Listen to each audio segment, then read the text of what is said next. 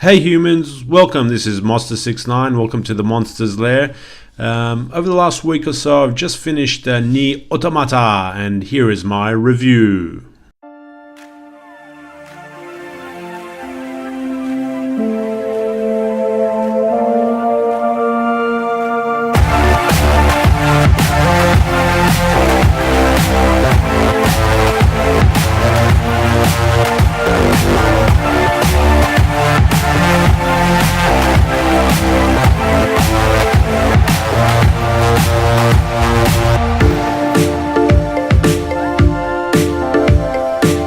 So Nier Automata was developed by Platinum Games, who also developed games such as Bayonetta, Transformers Devastation, and TMNT Mutants in Manhattan, which I have to say, guys, was a pretty rubbish game, to be honest.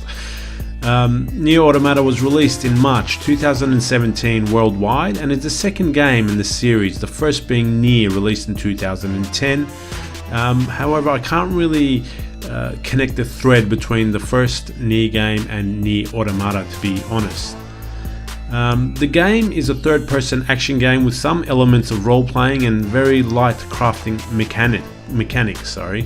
The story is set far in a post-apocalyptic future in a world in which planet Earth was invaded by an army of machines created by a strange alien race. These machines conquer Earth and push humanity back to the moon.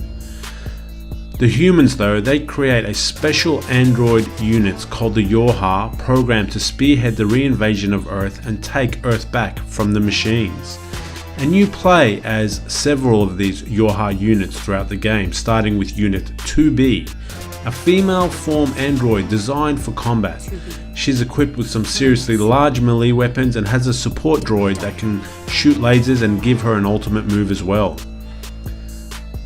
Nier Automata has a wonderful story about human qualities like love, hate, family, kindness, racism, brotherhood, to name a few.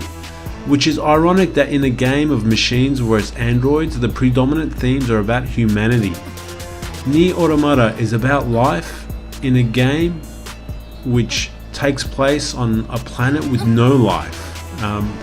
I found this to be extremely ironic, and I loved every second of it.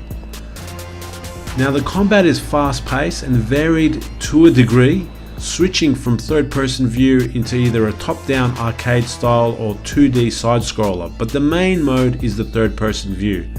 And after a while, the fights in this mode did start to feel a little bit the same. Some highlights were definitely the arcade style fights as you piloted a Type R Robotech type machine, and the hacking minigames were also fun to a degree. Now, what's a Japanese RPG game without epic boss fights? And Nier has them as well.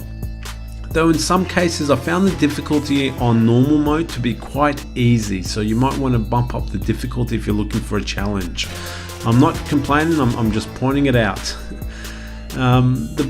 The boss fights were not as sort of varied as I liked either. There were a few that felt a little bit the same. The crafting system is in which is quite light, but it consists of you upgrading the chipset of your Yorha unit, giving it special buffs. And if you get killed, your buffs remain with your corpse, waiting for you to go back and pick them up. Kind of like the Souls system in the Souls games, making dying a little bit more high stakes.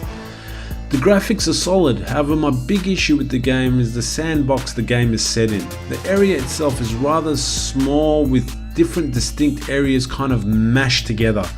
To me, the area didn't feel like a realistic living world, if that makes sense. You kind of had this desert area mashed into this kind of forest area with a city and a fun park area all mashed onto that. So for example, the transition from the green area to the desert was pretty sudden. You literally walked across a line and you went from green to desert. The buildings were very generic and repetitive looking, and no great level of detail in the cities at all. Kind of looked empty. You had very limited sort of creatures living in this world. You literally had you had these giant moose and giant pigs running around, and that was it, which is a bit weird. So considering the fact that you spend the whole game going back and forth in this area, a bit more detail or diversity would have been greatly appreciated. The game sort of tries to be open world, but there is nothing really pulling you to explore, and I'm not even sure their intention was to make a open world feel, but a game more about the main characters, the story, and the fast-paced combat I think was their main goal. So the standout for me was definitely the characters and the story. The pragmatic Unit 2B and the emotional Unit 9S are two of the main characters, and watching them bounce off one another, watching them grow a relationship despite being androids was intriguing to say the least.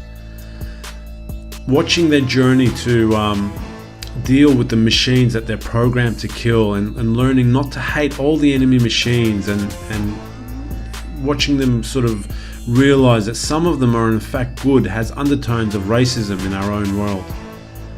The story has multiple endings, and you play through the main storyline several times, but from different perspectives, which makes for an interesting and satisfying ending. All in all, guys and girls and everything in between, this game is definitely worth playing. It has great main characters, a few epic boss fights, a fun combat style, and a story that stirred up emotions for me, as I was really rooting for the main characters at the end. I couldn't ask for more, really. The only exceptions I have is a little bit more depth in the combat and crafting, and really for the game to decide whether this is going to be an open world game, or if not, give it up and just focus on the story and more focus on maybe combat set pieces, for example. So definitely, guys, I recommend this game, and I give it 4 out of 5 human skulls. Oh yeah.